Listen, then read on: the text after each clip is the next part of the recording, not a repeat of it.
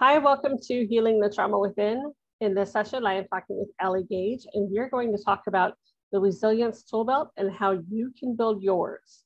Let me tell you a little bit about Alli.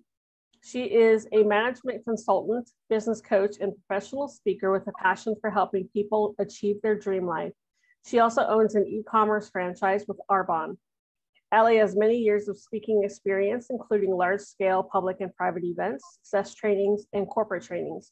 She is a strong-willed, determined person set on personal mastery and bettering life for everyone around her. Welcome, Alli.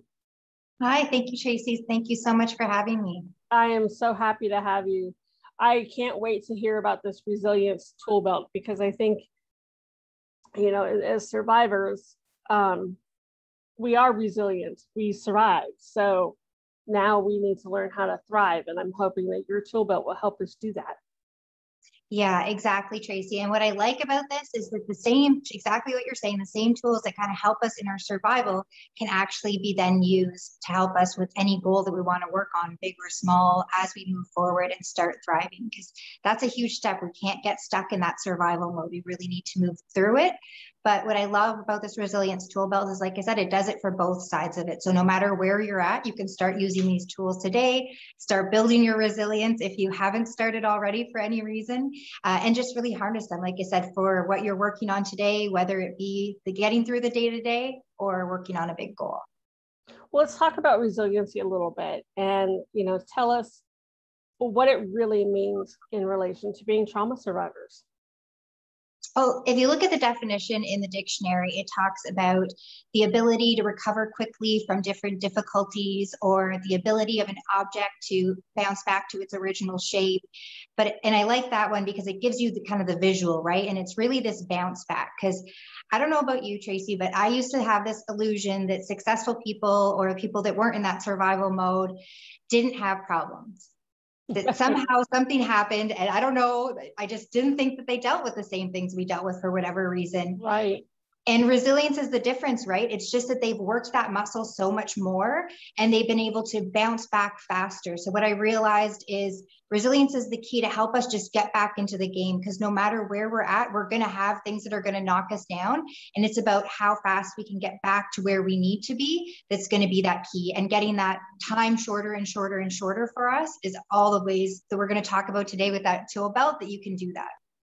I love it. I love it. And I like the bouncing ball or the ball stretching out and coming back to its shape, because that is kind of what we do. I think we're malleable, but we kind of have that original shape, emotionally, physically, mentally, and resiliency is all about coming back to that our true self.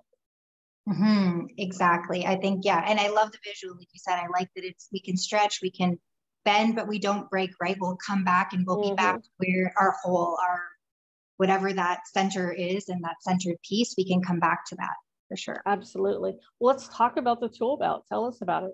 Okay. So there's 4 pieces to the tool belt, and there's tips that I have for each one of them to help you, like you said, grow, build that resilience and to make your way through. So the first one is don't quit. This sounds obvious, but honestly, most of the time, anytime we're taking on a new challenge, right, we get started, we're excited, whether it's a new workout, maybe a new diet, anything, right? A new course, we get excited, we start, and then it gets tough and we want to quit.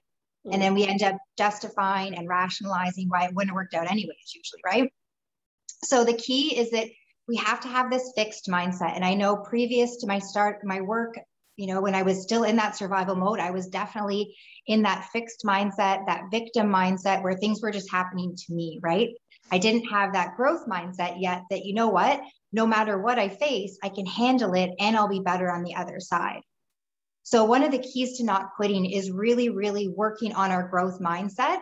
It's not something that we're stuck with. I know a lot of us have fixed mindsets, even just around certain aspects of our life, right? So it's diving into that, seeing what stories, don't serve us, where we have some limiting self-beliefs, and then using our growth mindset to really attack that, to build our confidence, to realize that no matter what challenges are thrown our way, we are going to be able to handle it. We have handled everything thus far. And the people here today, I'm sure, have handled some very difficult things. So think of all the challenges you have faced and realize you are here and you are standing and you are strong, and you can do that no matter what is thrown your way.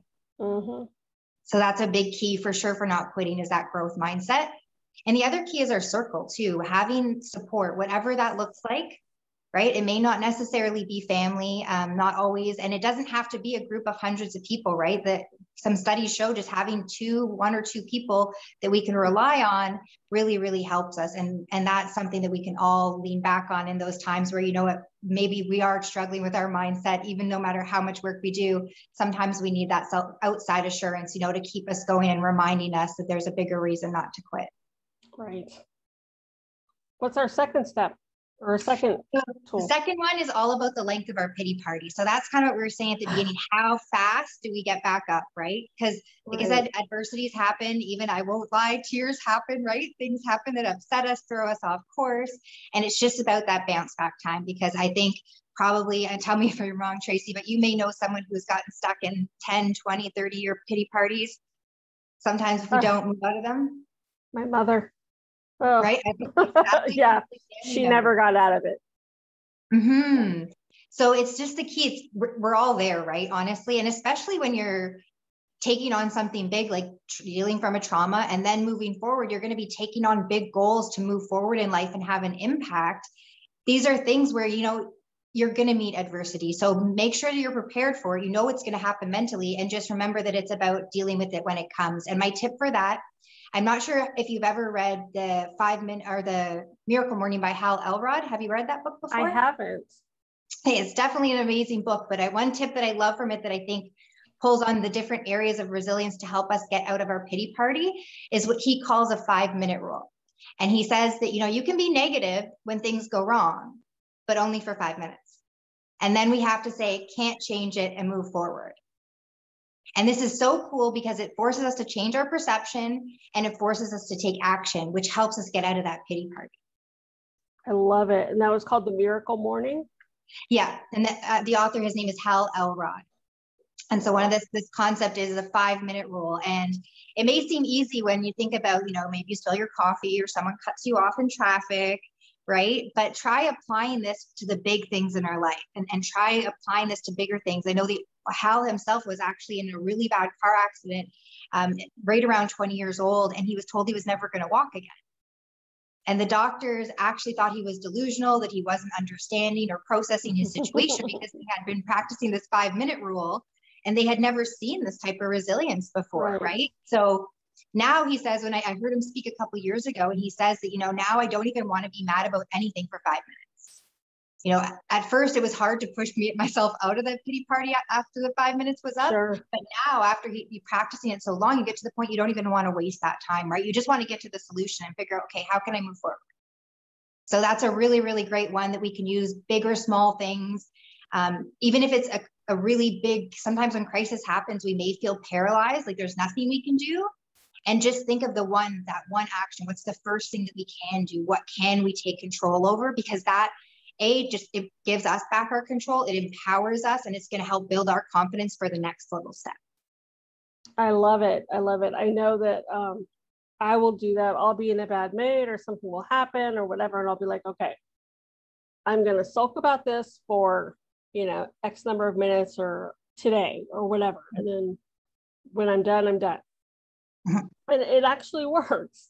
It really does. You know, you give yourself a time limit, and by the time the time limit's over, you're like, okay, I'm done. I've let the feels happen, and you know, it's time to move forward. And I think I really liked what you said there, because you have to feel it, right? The point is not to pretend. We know, right? You can't just stuff things down and pretend they're not there. So you do have to feel it. You do have to acknowledge it, and we can learn from it too, right? I know my most recent had a I don't know, don't want to say heartache, but like my most recent pity party, you know, I had set some really big business goals, and I did everything I could on my end type thing right until the last, and I still felt short. But by taking the time to kind of actually feel the pity party a little bit, it was actually also able to give me some perceptions and change my perception on some things. And pivots that I could make that actually helped my business. Oh, I like that. I like that, because we're not dwelling on the bad part, the pity part. Exactly. You know, we allow it to happen. We dwell on it for a few minutes. We move forward, and then our minds are able to focus on, okay, what's next? Exactly. Or, you know, how can we change it? How can we fix it? How can we make it better? Whatever the case may be, because we're not dwelling. Yeah, exactly. Right. And we have this, like, our brains are so powerful, right? We know how powerful they are. And we can really, especially as trauma survivors, it's so important that we harness that power, because we have so much at our fingertips, even when external things may be outside of reach. I know there were times where I didn't have, you know, the money to go to therapy, but there were still, you know, I could work on my affirmations. I could work on my gratitude. And that may sound silly, but these were huge things that helped me dramatically. Yeah, they work. They really do. 100%. It's, and you realize too, like, I didn't realize for myself, but when I first kind of took a look at how my self-talk, right? How I was talking with the brain, how it was talking to myself, you know, for many years of my life, I didn't even think of this concept. And the first book that I had read that kind of said, you know, sit back and think, for, like, listen for a day to hear what you hear yourself saying to yourself. And I was horrified. Right? Like, I was like, you know, you drop something, it's like, oh, you're stupid, you idiot, you forget something. Like, oh my gosh, I could not believe it. And just the same that was able to form in me without me even realizing it, I could actually use that same concept, but actually put it into action through the affirmations, through the gratitude, to help retrain my brain so that I didn't think that way. Right? Because then we don't actually have to live like that. We can choose our thoughts, which is really, really, really powerful. Absolutely. When we do have those negative thoughts, we can reframe them. We catch ourselves. Once we're conscious of it, yes, we can catch ourselves and quickly stop and reframe. Exactly. Because the stuff we say to ourselves, we wouldn't say to our worst enemies. And that is 100%, right? You would never put up, we would never say it to others, and we would never put up with someone else speaking to us like that. Can you, like, I remember just being absolutely horrified. And it's not a make wrong. It's just, like you said, the key is the awareness, right? If you don't even know that it's going on, you don't even know that it's there, then you don't know how that you can A, stop it, and B, you leverage it to create something better and create something. We know if that's the way the brain works, that this is how it's programmed by these continuous loops. Well, hey, even if I don't know how to do that, like, I know for me, like I said, my first thing was affirmations. I didn't know anything about them. So I just went to YouTube and I Googled positive affirmations for confidence. And I just started listening to those, right? Instead of what I had been listening to with my brain, that it just wasn't very nice. So I just strongly suggest to really taking advantage of what we do have, because I think a lot of times we give away our own power, and we think that, you know, if I don't have the money for proper professional help, then, or medication, and or whatever that looks like, a lot of times we think that we can't recover, we can't get to where we want to be, and that's absolutely false. Like, yes, there's certain things that we do need help on, don't get me wrong, but let's focus on the things we can do and how much progress we can make until we have the resources to support in other ways. Absolutely. There's so much you can do on your own. You know, there's plenty of self-help books. There's lots of resources, videos on YouTube, like you said, things like this summit. There's plenty of stuff out there for low cost or no cost. Exactly. That can help you to move forward until you are able to get the big help. Yeah, because that is something I do want to mention. Like, this is not to put aside, because I know also for a while in my recovery, I kept trying to think, okay, if I dive into personal development and I just make myself the best me, then I can avoid dealing with the hard stuff, right? Like, right? Seems silly in hindsight, but at the time I was convinced, right? And I spent many years and because there was so much to work on, you could always grow, you could always keep developing, right? Oh yeah, it sounds great in theory. Distract from the root cause too, right? So it's not an either or, it's definitely, you know, there is so much to do, but remember that there may be areas that you do need professional help on eventually, or whatever that looks like for each individual. So yeah, absolutely. Yeah. This stuff is not to take place in therapy, because that is very important. What's our third tool? So the third one is about ditching excuses. And I think this is one of my favorites, because we all do it. And all of us, and every day, right? I'm not gonna lie, this is also the awareness, right? Is catching ourselves. So one of the things I like to do is that no matter how real or valid or legitimate excuses that I have, I always assess it to really decide. Because most of the times our excuses are just based in fear, really, of whatever that fear may be. But usually our excuses, that's the real base cause. And it may be, oh my God, I'm too tired. I've just worked a 12-hour day. I can't do this. Or I have kids at home, like whatever it is, like real, valid, legitimate included. Ask yourself when you have an excuse, really, has anybody ever had this problem or challenge, and how have they dealt with it? Have they been able to succeed? Right. And you may think of somebody in your life, but it's really important that we challenge our excuses and because sometimes we do need to take a break. We need to listen to our bodies, but we know that once again, our mind likes to stay in its comfort zone, and it's going to want to keep us small and safe. And that's not where we want to be, because for us, especially when you're in trauma or you're getting through it, it wants to stay where it knows. So it doesn't actually want you to move past, because it doesn't know what's past yet. Right. So it wants you to stay here. So even if all these things that you're doing are for the best, there are going to be excuses that are going to come your way. Maybe your car is going to break down. Maybe like there's going to be every different thing put in your path to see if this is really what you want. And you have to really be able to decide, is this an excuse, or is this really something that I need to kind of venture to the side for a second? And for myself, I have an example that I'll share with you guys, because I have a friend who has 11 children. Her kids are literally age 3 to 23. Oh my gosh. Right.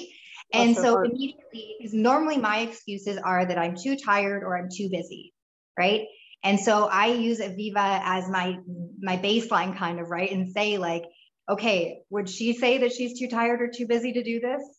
And if the answer is no, like, once again, we have to be honest with ourselves, then I push myself, because I know that this is just an excuse. It's just keeping me small and keeping me from where I need to be. Right. Our minds like to play small. Another example would be exercise. Mm-hmm. Because I know I go through this, you get to a point where your mind is like, this is just getting too hard. It's time to stop. You can't do anymore. You can't, you're going to get hurt. Mm-hmm. But if you push through it, you can do so much more than what your mind actually thinks you can do. Mm-hmm. And especially like you said with the health, I think it says that our bodies get tired or tell us that we want to tap out around 40%, or our minds tell us at about 40% of our body. Right. So there's so much more that we can do, right? It's getting our minds on board to do it. Yeah. I was thinking about it the other day when I was cutting the grass. I was like, oh my God, I'm so tired. I don't want to finish doing this.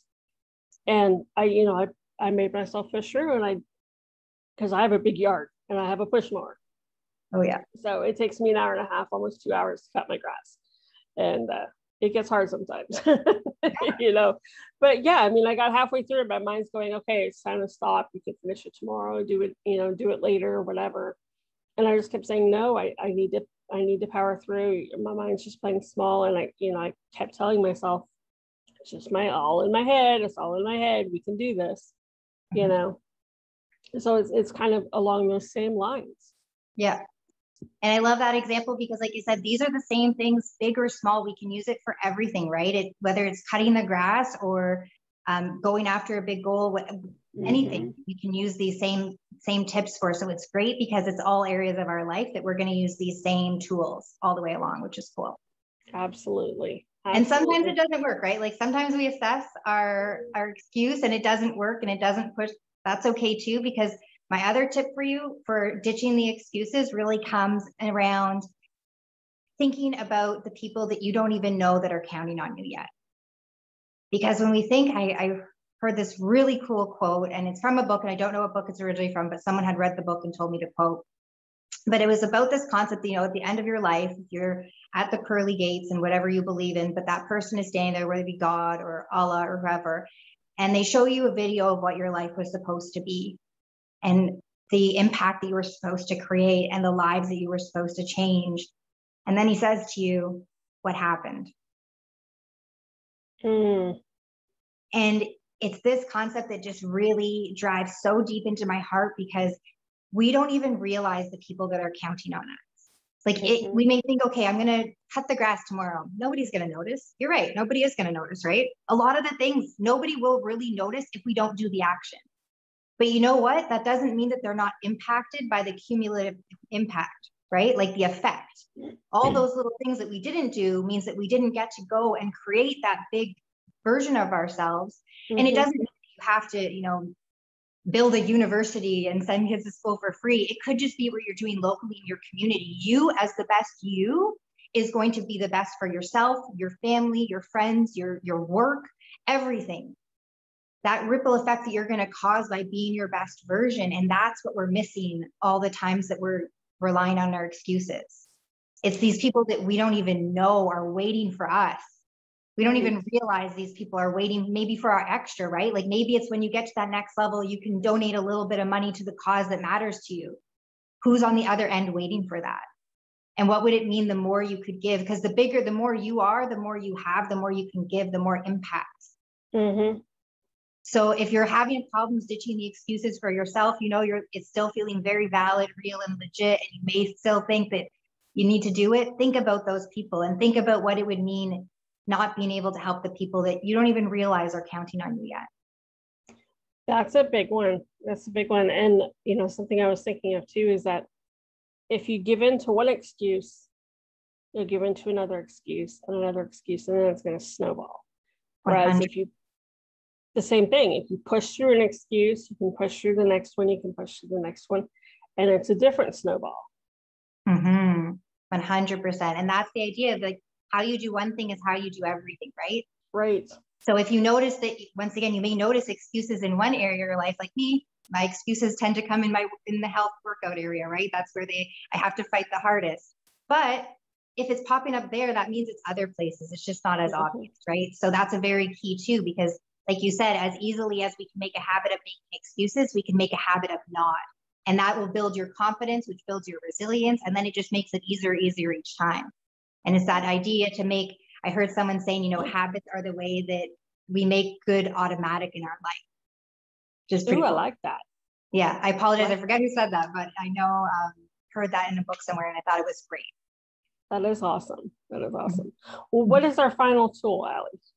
So the final tool is our health. It says anything in life, we know life, any goal, anything like that. It's not a marathon, or it's not a sprint. It is a marathon. So we need to have our health, and we need to be giving our best. So just think too, no matter what it is you're working on, whether it be your own recovery, a personal goal, a professional goal, anything like that, you really can't do your best or give your best if you don't feel your best, right?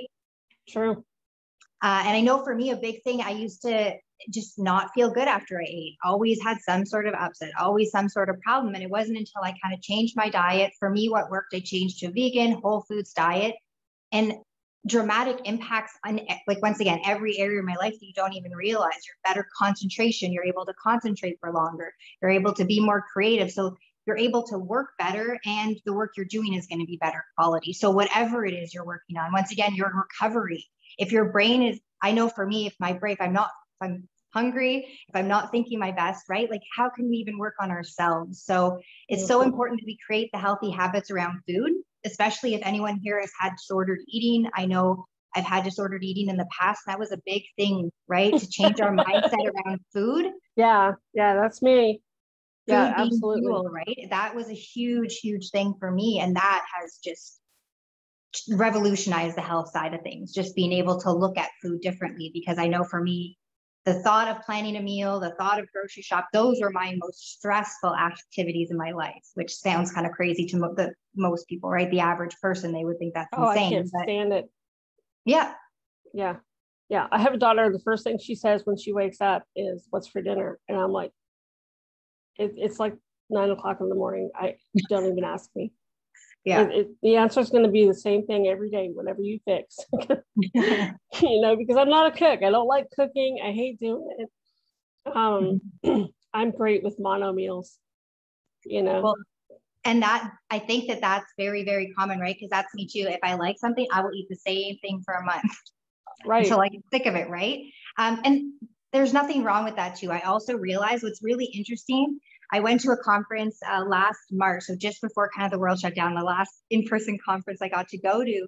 And they were talking about actually how the people who are the most successful, like top CEOs, and that their diet and all of that is the same day in, day out. So where I had always been kind of giving myself a hard time because I wasn't super creative in the kitchen, I realize I'm like, okay, yes, maybe once again, the mindset, I want to make sure I have the proper mindset behind what I'm doing, but maybe it's not that it's so much of the same meal. Like that's okay. Because what they were saying is then you don't have to think, they're not taking the mental energy to figure out, what's going to best fuel their bodies. They know exactly if it's 6 grapes at 10 a.m., I know exactly that that's what I need to fuel my body so that I can work my best. So the mindset work is always going to be key, but also just realizing what works for ourselves and setting ourselves up for success, I think is really, really important, not being so hard on ourselves. Absolutely. And one thing that I want to touch on really quick before we end is hydration. Because number one, as people, we're most, the majority of us are chronically dehydrated. Yes. But as trauma survivors, we're already dealing with trauma brain and all that other stuff that we have to deal with. You add dehydration on top of that, and your mind is just a big fog. 100%. I'm glad you said that, because once again, it doesn't sound revolutionary, but it really, really, really is. And the better we can think, the better we can heal, the better we can deal with anything that life throws at us. And the better we can also enjoy the good parts of life too, right? Like absolutely. Just overall. And yeah, water is a huge thing. So even if it's just drinking more water, you guys can start with that, because that'll definitely boost just how you're feeling overall, because how we feel, we know that affects our mood and everything. And absolutely. So that's perfect. Yeah. All right. Well, thank you so much, Alli, for coming on and talking with us and sharing with us your tool belt. This has been fantastic. It was awesome. I love the 4 different tools that you shared with us. Thank you so much, Tracy. It's been great to be here and share with you all. And I hope that you can incorporate the resilience tool belt for each of yourselves into, like I said, whether it be your personal, professional side, but please take these tips and tools and run with them, make them your own, and really help you in your transition from the surviving to thriving. All right. I like that. Thank you. And listeners, thank you for joining us. We'll talk to you in one of the next sessions.